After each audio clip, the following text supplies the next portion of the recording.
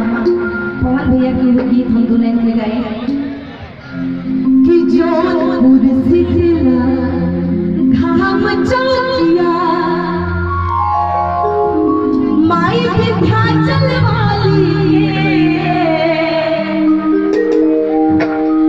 कि शेरा वाली के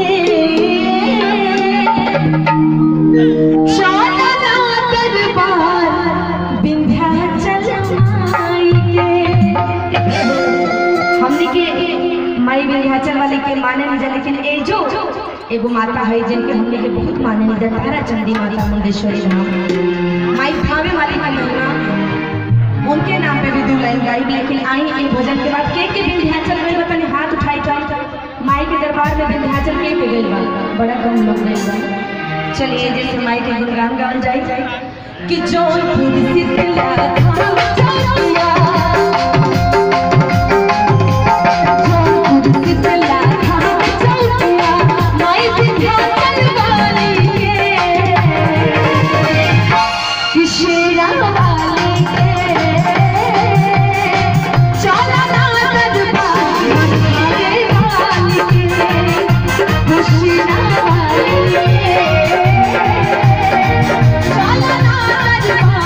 Bye.